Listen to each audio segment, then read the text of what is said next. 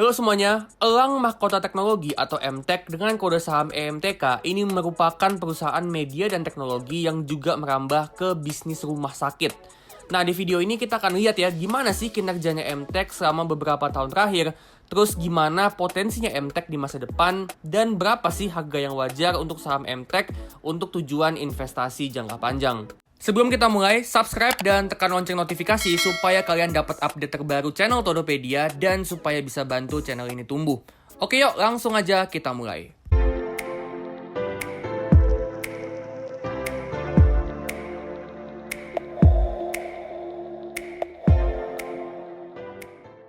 Oke, kita lihat histori sahamnya ya. Selama 5 tahun terakhir, saham MTech ini naik 102%. Nah, tapi selama 2 tahun terakhir, sejak pertengahan 2020, harga saham MTech ini udah naik sampai 400%. Nah, cuma apa masih bisa naik lagi? Ya kalau menurut gua udah agak susah ya untuk naik lebih tinggi lagi. Apalagi setelah 2 tahun terakhir, itu naiknya udah sampai 400% alias 5 kali lipat. Jadi ya kalau menurut gua dia akan koreksi dulu. Nah, tapi nanti di akhir video ya kita akan hitung juga nih ya berapa sih kira-kira harga yang wajar untuk kita beli saham MTech kalau tujuannya itu untuk investasi jangka panjang. Nah, sekarang kita lihat bisnis modelnya. MTech ini terbagi jadi 3 segmen bisnis.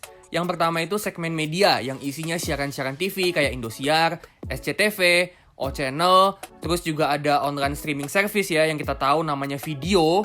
Terus segmen solution, segmen ini yang nyediain layanan-layanan teknologi kayak jaringan, telekomunikasi, pembayaran elektronik. Dan segmen terakhir itu segmen others yang isinya bisnis startup digital kayak Dana, Bukalapak, Grab, Oshop, dan bisnis rumah sakit kayak IMC atau Same, dan rumah sakit Omni. Jadi ini bisnisnya banyak banget ya, dan MTech ini emang punya diversifikasi bisnis yang luar biasa. Gue sendiri setelah ngeliat bisnisnya MTech yang kayak gini modelnya, gue nganggep kalau MTech ini tuh sebenarnya bukan perusahaan teknologi ataupun perusahaan media. Karena bisnisnya itu juga udah campur sama sektor lain kayak rumah sakit. Tapi gue sendiri ngeliat MTech ini tuh kayak perusahaan holding yang portofolio investasinya itu mayoritas di perusahaan media dan teknologi. Sekarang kita lihat growth dari revenue sama profitnya. Revenue selama 5 tahun terakhir ini tumbuh lumayan konsisten ya dengan rata-rata 11% per tahun. Kalau kita bedah ya tiap segmennya, ini segmen media naiknya cuma dikit ya, bahkan cenderung stagnan. Sedangkan growth paling besar itu datangnya dari segmen solutions yang tumbuh rata-rata 22% per tahun, meskipun ada naik turunnya juga. Sedangkan segmen healthcare dan others ini juga sebenarnya stagnan, tapi ada lonjakan besar di tahun 2021 dan itu datangnya dari segmen healthcare atau rumah sakit. Jadi growth ini campur-campur ya, ada yang slow growth, ada yang fast growth, dan ada yang stagnan terus melonjak tinggi. Meskipun growth revenue-nya tumbuhnya lumayan konsisten, tapi kalau kita lihat ya di sini untuk gross profit sama operating profit, ini trennya naik turun ya, sempat turun sampai tahun 2018, terus baru mulai naik lagi dari tahun 2019 sampai tahun 2021. Sedangkan untuk net income trennya turun ya dari tahun 2016, terus bahkan tahun 2018 sampai 2019 ini sempat rugi. Tapi mulai dari tahun 2020 sampai 2021 dia udah bisa cetak laba yang bahkan lebih gede dari sebelumnya.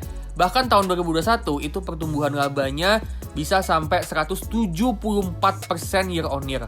Nah, tapi growth 174% ini bukan berasal dari operasional. Kalau kita lihat di laporan laba ruginya, ini ternyata berasal dari laba penyesuaian perubahan ekuitas entitas asosiasi. Untuk bahasa yang lebih simpelnya, ini tuh keuntungan investasi di saham perusahaan entitas asosiasi. Nah, jadi entitas asosiasi ini tuh perusahaan yang bukan perusahaan anaknya MTech, tapi si MTech ini punya pengaruh besar ke perusahaan itu. Dengan kata lain, kepemilikan MTech ke saham perusahaan ini tuh cukup besar, tapi nggak lebih dari 50%. Nah, ini ada listnya ya, entitas asosiasinya MTech. Nah, di antaranya itu ada Elang Andalan Nusantara, yang mana ini pemiliknya Dana ya. Terus juga ada Bukalapak ya, yang tahun lalu itu baru IPO. Makanya wajar ya kalau ekuitasnya Bukalapak itu naik, dan untuk MTech itu dianggap sebagai keuntungan. Jadi labanya yang naik sampai 174% itu datang dari keuntungan investasi dan bukan dari operasional. Next kita lihat marginnya. Gross profit margin ini dalam tren yang turun ya. Sedangkan untuk operating profit margin ini cenderung fluktuatif dan naik turunnya juga lumayan. Terus untuk net profit margin ini sebenarnya trennya cenderung naik, tapi ini juga lumayan fluktuatif. Jadi dari segi margin 5 tahun terakhir MTech ini bisa dibilang kurang konsisten dan cenderung naik turun. Terus untuk profitabilitas yang kita lihat dari rasio return on equity, ini trennya naik ya, jadi lumayan bagus. Tapi perlu kita ingat ya, kalau labanya itu di tahun 2021 itu naik tinggi karena keuntungan investasi. Jadi ini bagus sebenarnya, tapi kedepannya kita pastinya mau dong kalau net profitnya MTech ini juga tumbuhnya itu bukan karena investasi doang, tapi juga didorong dari operasionalnya.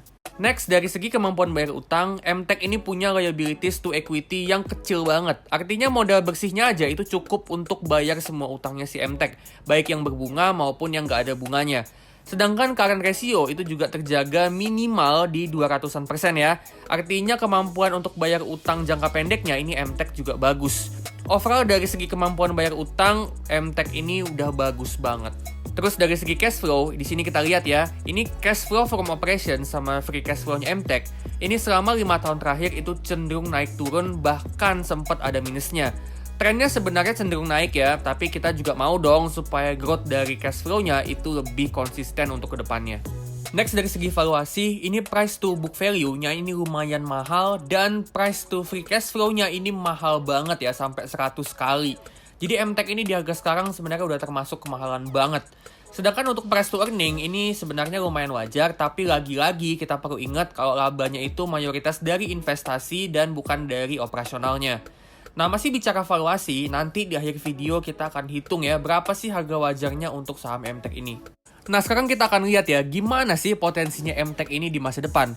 Kalau menurut gua, yang pertama itu kedepannya untuk time horizon yang panjang, MTech ini akan mix growth, jadi campur antara segmen media yang menurut gue akan slow growth karena bisnisnya ini udah cukup besar, terus segmen solution yang menurut gue masih ada potensi untuk tumbuh secara konsisten, sama segmen healthcare and others yang masih punya potensi growth yang tinggi. Nah, spesifik untuk segmen media, di tahun 2022 ini segmen media ini akan diuntungin banget ya dengan mereka yang dapat hak siar Piala Dunia. Jadi SCTV, Indosiar, O-Channel, sama Video ini akan nyiarin Piala Dunia, yang mana ini bisa naikin pendapatannya, baik lewat iklan-iklan ataupun lewat biaya subscription.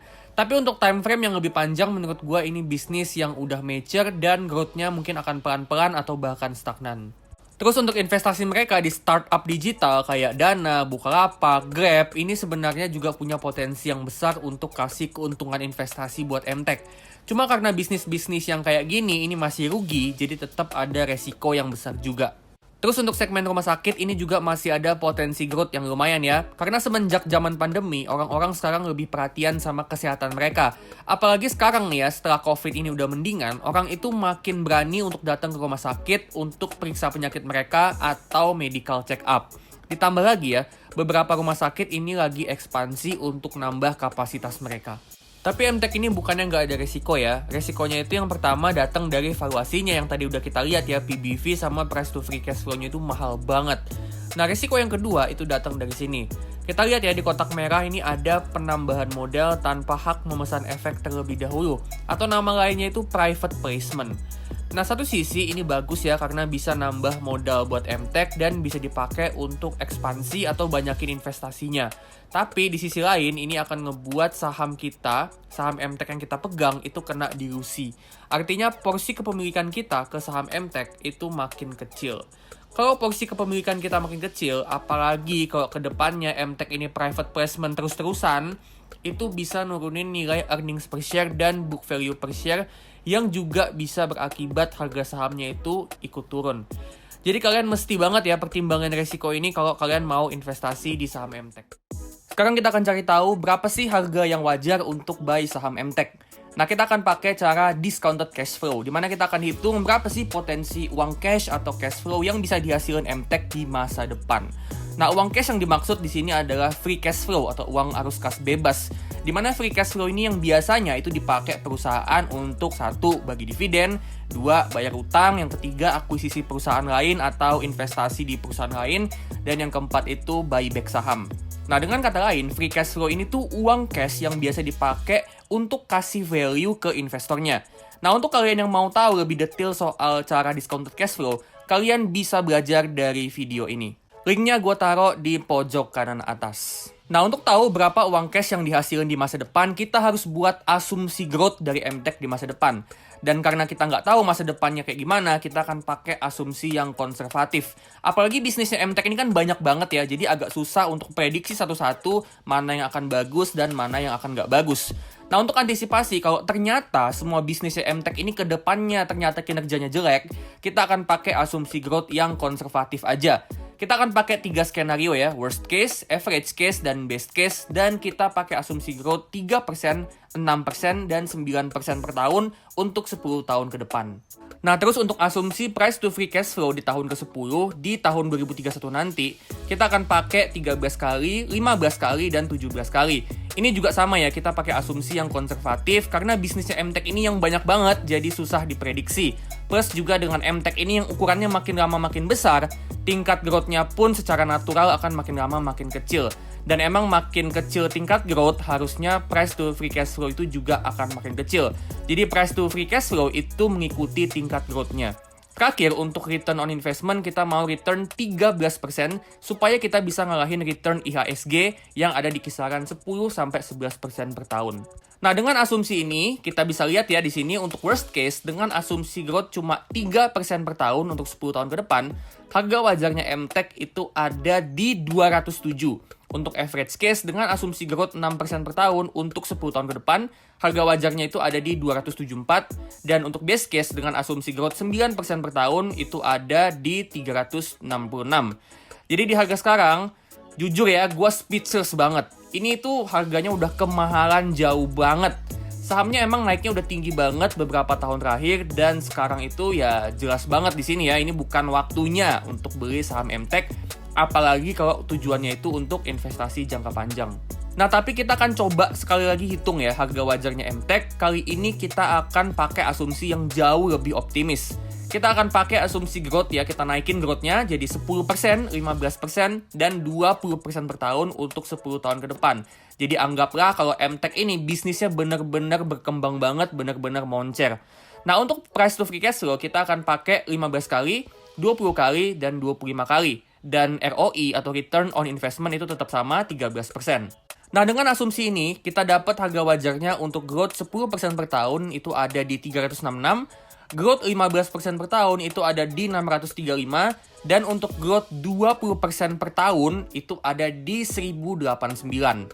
Nah, jadi bahkan dengan asumsi yang optimis pun, ya, harganya MTech sekarang ini tetap aja udah kemahalan jauh banget. Jadi di harga sekarang apakah bagus buat buy MTech untuk long term? Jawabannya ya gue tegesin lagi ya jelas enggak ya. Harga sekarang ini udah terlalu mahal untuk MTech kalau misalkan kalian mau investasi jangka panjang. Nah, gimana nih menurut kalian? Apakah MTech ini menurut kalian punya potensi? Atau mungkin kalian nggak setuju sama gue dan kalian punya pandangan lain tentang MTech? Nah, kalau ada, kalian boleh banget share di kolom komentar. Siapa tahu ya bisa jadi pembelajaran buat viewers lain atau bahkan pembelajaran buat gue pribadi. Oke, sekian dulu videonya ya. Kalau kalian suka, like, comment, and subscribe, dan tekan lonceng supaya kalian update terus sama channel ini dan supaya bisa bantu channel ini terus tumbuh. Disclaimer ya, kalau ini cuma analisa dan bukan ajakan untuk jual beli saham. Keputusan di tangan masing-masing dan gue nggak bertanggung jawab atas kerugian apapun. Oke, kalau gitu gue pamit dulu dan sampai ketemu di video selanjutnya.